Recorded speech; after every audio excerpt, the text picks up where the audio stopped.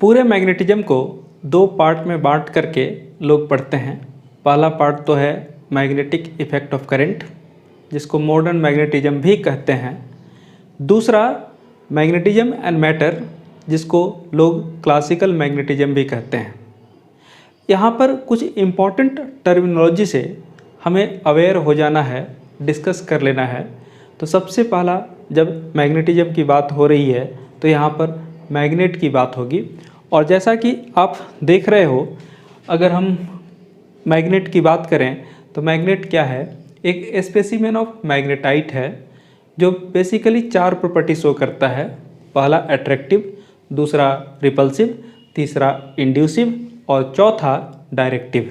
जैसा कि आपको मालूम है कि दो मैग्नेट हम एक दूसरे के सामने रखें, अट्रैक्ट करेंगे, रिपल करेंगे। अगर एक मैग्नेट को दूसरे किसी मैग्नेटिक सब्सटेंस के नज़दीक लाया जाए तो दूसरा मैग्नेटिक सब्सटेंस में भी मैग्नेटिक प्रॉपर्टी इंड्यूस्ड हो जाता है।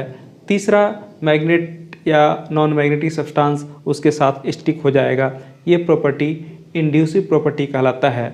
और सबसे इम्पॉर्टेंट ये बात कि अगर एक मैग्नेट को फ्रीली सस्पेंड किया जाए तो ऑलवेज ये नॉर्थ साउथ डायरेक्शन में अलाइन हो जाता है, मतलब ये एक डायरेक्टिव प्रॉपर्टी भी शो करता है।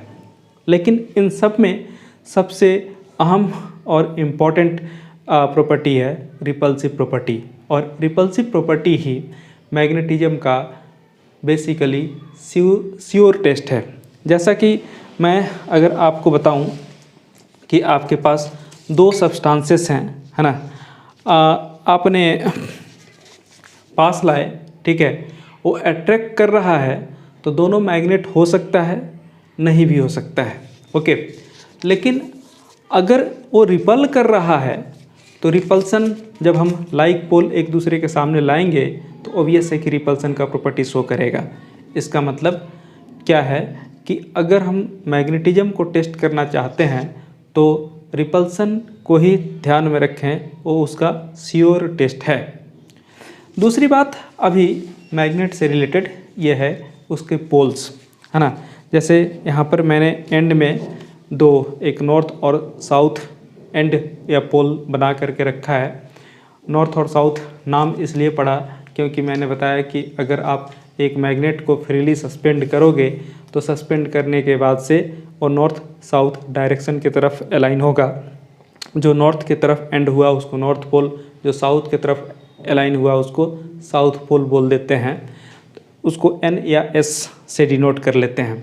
तो यहाँ पर पोल की बात है। अगर हम पोल की बात या डिस्कशन करते हैं तो पोल मैग्नेट का वह एंड है जहाँ पर मैग्नेटिक प्रॉपर्टी मैक्सिमम होता है। अगर इस मैग्नेट को आयरन डस्ट में पूरी तरह से डुबा करके और तब निकाल दिया जाए, ओके, तो आप देखोगे पोल के तरफ आयरन डस्ट ज़्यादा स्टिक है, दोनों बीच में आयरन डस्ट जो स्टिक है वो कम है, ओके। इसका मतलब जो मैग्नेटिक प्रॉपर्टी था दोनों एंड पे काफ़ी ज़्यादा था, ओके। एक बात और भी याद रखेंगे, पोल पूरी तरह से किनारे में नहीं, थोड़ा सा इनसाइड होता है दोनों तरफ से, ओके। अब बात आती है यहाँ पर दो चीज़ों की। मैग्नेट के लेंथ, मैग्नेट के दो लेंथ होते हैं। एक तो उसका ज्योमेट्रिकल लेंथ, ज्योमेट्रिकल लेंथ मतलब जो लेंथ ज्योमेट्री से मिले, मतलब दोनों एंड से एंड अगर लेंथ को हम पता कर लें तो आप उसको ज्योमेट्रिकल लेंथ कहेंगे। और अगर पोल से पोल लेंथ की बात करें तो आपको ये मैग्नेटिक लेंथ कहलाएगा। और ये डिफरेंस आपको कब नज़र आएगा, जब आपके पास सर्कुलर मैग्नेट टाइप का कोई मैग्नेट हो या होर्सू मैग्नेट हो। वैसे केस में ज्योमेट्रिकल लेंथ और मैग्नेटिक लेंथ का अंतर आपको क्लियर दिखाई देगा। जैसे अगर ये नॉर्थ और साउथ, तो ये यहाँ से यहाँ तक लेंथ ये बेसिकली मैग्नेटिक लेंथ हो गया। और अगर हम इसके एंड से एंड इधर पूरा मेजर करें तो यहाँ से यहाँ तक का लेंथ जो है इसका ज्योमेट्रिकल लेंथ कहलाएगा। यानी आपको दिख रहा है कि ज्योमेट्रिकल लेंथ ऑलवेज, है ना, ग्रेटर होगा in comparison to magnetic length. Geometrical length of a magnet हमेशा ही ग्रेटर होगा मैग्नेटिक लेंथ से। नेक्स्ट इम्पॉर्टेंट टर्म या क्वांटिटी बोलिए, वो है आपका पोल स्ट्रेंथ। पोल स्ट्रेंथ जैसा दिख रहा है, स्ट्रेंथ ऑफ पोल या ability of pole to attract magnetic substances. इसका मतलब पोल स्ट्रेंथ जितना ज़्यादा होगा वो मैग्नेट उतना ही ज़्यादा किसी मैग्नेटिक सब्सटेंस को अपनी तरफ अट्रैक्ट कर पाएगा। ऐसे पोल स्ट्रेंथ को कई सिंबल से दिखाए जाते हैं, क्यू से, क्यू एम से, और नहीं तो छोटे एम से। हम लोग सिंप्लिसिटी के लिए स्मॉल एम से पोल स्ट्रेंथ को आगे रिप्रेजेंट करेंगे। अच्छा, पोल स्ट्रेंथ बेसिकली एक स्केलर क्वांटिटी है जो कि पॉजिटिव और नेगेटिव दोनों होता है। साउथ पोल के लिए पोल स्ट्रेंथ नेगेटिव कंसीडर करते हैं और नॉर्थ पोल के लिए पोल स्ट्रेंथ पॉजिटिव कंसीडर करते हैं। जहाँ तक बात है एसआई यूनिट पोल स्ट्रेंथ के, तो पोल स्ट्रेंथ का एसआई यूनिट एम्पियर मीटर होता है और साथ ही साथ डायमेंशन आप देख रहे हैं AL होगा। अभी पोल स्ट्रेंथ को हम लोग कभी कभी, है ना, मैग्नेटिक चार्ज भी कहते हैं। ऐसे मैग्नेटिक चार्ज नाम का कोई चीज़ नहीं होता, लेकिन पोल स्ट्रेंथ चार्ज जैसा ही एनालॉगस है, इसलिए इसको मैग्नेटिक चार्ज के नाम से भी एड्रेस किया जाता है। अब नेक्स्ट और इम्पॉर्टेंट क्वांटिटी वो है आपका मैग्नेटिक डाइपोल मोमेंट। मैं पहले भी आपको मैग्नेटिक डाइपोल मोमेंट पे थोड़ा सा बता चुका हूँ कि करंट कैरिंग कंडक्टर का मैग्नेटिक डाइपोल मोमेंट थोड़ा अलग डेफिनेशन रखता है। वो product of current and area होता है, I/A। जबकि हम क्लासिकल मैग्नेटिज्म में जब हम एक मैग्नेट की बात करेंगे तो मैग्नेट के साउथ और नॉर्थ पोल ए डाइपोल हो गया, तो जहाँ डाइपोल होगा वहाँ पर डाइपोल मोमेंट होगा ही। तो यहाँ पर अगर हम डाइपोल मोमेंट की बात करें तो बेसिकली जैसा कि आपको दिख रहा है, south pole north pole, south pole का मैग्नेटिक डाइपोल पोल स्ट्रेंथ आपने -m लिया और नॉर्थ पोल का पोल स्ट्रेंथ +m लिया, दोनों के बीच का मैग्नेटिक लेंथ 2L लिया। तो मैग्नेटिक डाइपोल मोमेंट जिसको m से डिनोट करेंगे वो बेसिकली क्या होगा, तो डाइपोल लेंथ या मैग्नेटिक लेंथ मतलब 2L, याद रखें यहाँ ज्योमेट्रिकल लेंथ नहीं लेना है।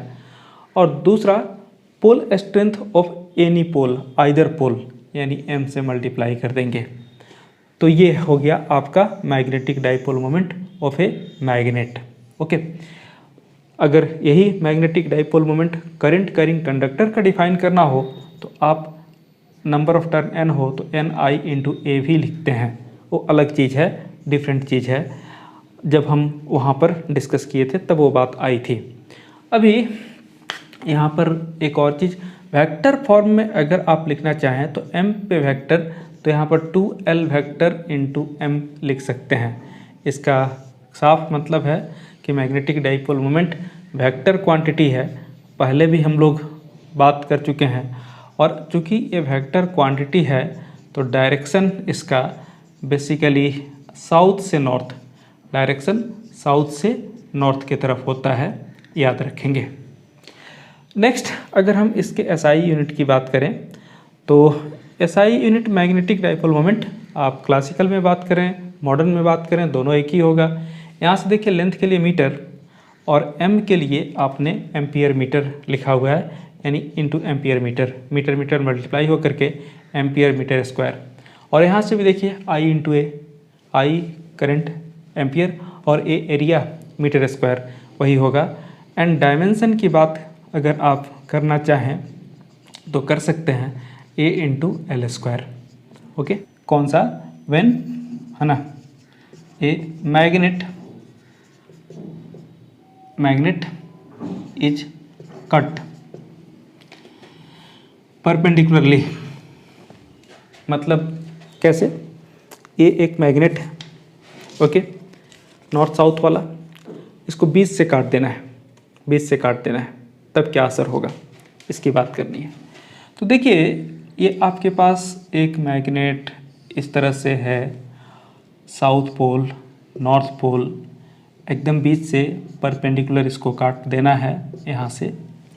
तो कट करने के बाद जो आपको दो अलग अलग, है ना, सेपरेट मैग्नेट मिलेगा, वो कुछ ऐसा है, यहाँ साउथ यहाँ नॉर्थ।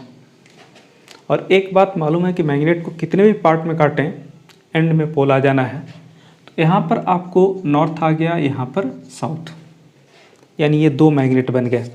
मैं कह रहा हूँ कि अगर ये मैग्नेट है ना, इसको आपने बीच से इस तरह से कट कर दिया, ये दो मैग्नेट हो गए। यहाँ पर जो है ये अपने आप यहाँ एक नॉर्थ और यहाँ एक साउथ, पहले ये जुड़ा हुआ था, ओके, इस तरह से आप देख रहे थे, इसको कट करके अलग कर दिया तो दो मैग्नेट हो गए। तो इससे अब असर क्या हुआ, लेकिन दोनों ही केस में देखिए पोल पे कोई इफेक्ट नहीं पड़ा है, पोल एज इट इज है, इधर का भी इधर का भी। सो पोल स्ट्रेंथ चेंज नहीं होगा। यहाँ पर अगर पोल स्ट्रेंथ -m था तो -m रहेगा, यहाँ +m है तो +m रहेगा, यहाँ पर फिर से +m एक बन जाएगा और यहाँ पर एक -m बन जाएगा। ओके, तो जब हम कट करने के पहले की बात करें, बिफोर कटिंग, तो बिफोर कटिंग का कंडीशन क्या होगा, पोल स्ट्रेंथ आपका यहाँ पर m था, ओके, और यहाँ पर +m था। डाइपोल मोमेंट अगर पहले वाले केस में बात करें तो डाइपोल मोमेंट आपका ऐसा है 2L × m, उतना है। अब इस केस में हम बात कर रहे हैं किसका, तो pole strength, new pole strength. चूँकि पोल चेंज नहीं हुआ है इसलिए पोल स्ट्रेंथ भी चेंज नहीं होगा, m रहेगा, m dash is equal to आप m लिख सकते हैं। अभी न्यू डाइपोल लेंथ या मैग्नेटिक लेंथ की बात करेंगे। मैग्नेटिक लेंथ L डैश, देखिए पूरा लेंथ यहाँ से यहाँ तक आपने 2L माना था, ओके, और 20 से काट दिया है, तो 20 से काट दोगे आप तो ये L हो जाएगा। अब हम लोग इस सिचुएशन में न्यू डाइपोल मोमेंट निकालना चाहेंगे, न्यू मैग्नेटिक डाइपोल मोमेंट। आप देख करके बताइए कि न्यू मैग्नेटिक डाइपोल मोमेंट क्या होगा, न्यू मैग्नेटिक डाइपोल मोमेंट क्या होगा। m डैश की बात कर रहे हैं, 2 × L डैश × m डैश लिखेंगे। ऐसे केस में 2 × L डैश ये L हो गया और m डैश तो m हो गया। इसको आप लिख सकते हैं 2Lm / 2, और तब ये तो कैपिटल M/2, मतलब पोल स्ट्रेंथ वही रहा, मैग्नेटिक डाइपोल मोमेंट पहले जो था उसका आधा हो गया, उसका हाफ हो गया। ओके, चलिए, ये जब हम लोग परपेंडिकुलरली काटे तब, ट्रांसवर्स सेक्शन किए तब। अभी हमारे पास एक दूसरा भी ऑप्शन था इसको कट करने का, क्या है कि मैग्नेट को हम इस तरह से ना कट करके, है ना, सेकेंड केस में लॉन्गिट्यूडनली काटें, है ना, कट लेंथ वाइज लॉन्गिट्यूडिनली, मतलब एक मैग्नेट है ऐसा, और इसको हम कट करने वाले हैं बीच से, ये south pole north pole. Pole strength इसका -m, पोल स्ट्रेंथ इसका +m। मैग्नेटिक डाइपोल मोमेंट आपके पास 2L × m, क्योंकि पूरा लेंथ 2L है, कहाँ से कहाँ तक, पोल से pole, pole to pole, magnetic length. अभी जो कट करना है वो कुछ ऐसा कट करना है, ठीक है, ऐसे। जब ऐसे कट करेंगे तो आपके पास जो न्यू मैग्नेट मिलेगा उसका शेप कैसा होगा, बीच से कट हो गया, ऊपर एक, नीचे। सो यहाँ पर साउथ साउथ रहा, ये नॉर्थ नॉर्थ रहा।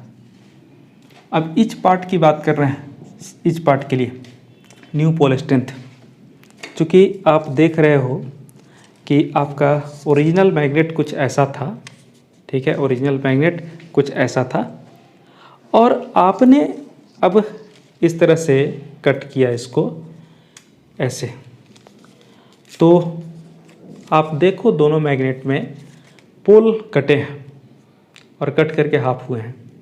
ठीक है, अभी तो हाफ की बात कर रहे हैं, अगर n टाइम्स काटेंगे तो बाय n करना होगा। तो वैसे केस में अभी जो पोल स्ट्रेंथ होगा वो आपको m/2 हो जाएगा। लेंथ की बात करें तो आपके पास 2l डैश है ना इज इक्वल टू आपके पास 2l ही होगा। यानी अब आप न्यू डाइपोल मोमेंट की बात करेंगे तो 2l dash into m dash, यानी आप यहाँ लिख सकते हैं 2l इंटू m/2। फिर से आप देख लीजिए कि डाइपोल मोमेंट m/2 हो गया, इसमें पोल स्ट्रेंथ भी /2 हुआ और साथ ही साथ डाइपोल मोमेंट भी /2 हो गया। हाँ, लेंथ एज इट इज रहा। अब आप इसका कितना भी स्लाइस चाहें तो काट सकते हैं, n स्लाइस काट सकते हैं और जितना काटेंगे उसके अनुसार पोल स्ट्रेंथ का डिवीजन होगा और डाइपोल मोमेंट का भी डिवीजन होगा।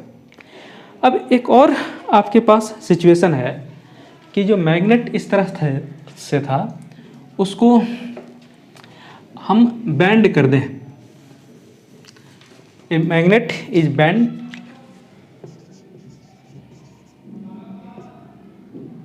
टू फॉर्म कैसा, तो सेमी सर्कल है ना, सेमी सर्कुलर मैग्नेट की बात करें, सेमी सर्कल। देखिए ये आपका ओरिजिनल मैग्नेट इस तरह से दिख रहा था, एज्यूम करें, और इसको हमने क्या किया, बैंड कर दिया और बैंड करके हम इसको ऐसा बना दे रहे हैं। ओके, ओरिजिनल आपका ये था, ये ओरिजिनल है। ठीक है, इसको बैंड करके हमने ऐसा बना दिया, ये साउथ पोल ये नॉर्थ पोल। अभी ये टोटल लेंथ आपका जो था मैग्नेटिक लेंथ 12 था। यहाँ पर अगर ये डिस्टेंस की बात करें तो रेडियस हो गया, तो ये लेंथ आपको 2r के बराबर होगा। न्यू पोल स्ट्रेंथ पे तो कोई असर नहीं पड़ा, न्यू पोल स्ट्रेंथ वही रह गया। अब हमको न्यू मैग्नेटिक डाइपोल लेंथ या मैग्नेटिक लेंथ उसको 2r कहना होगा।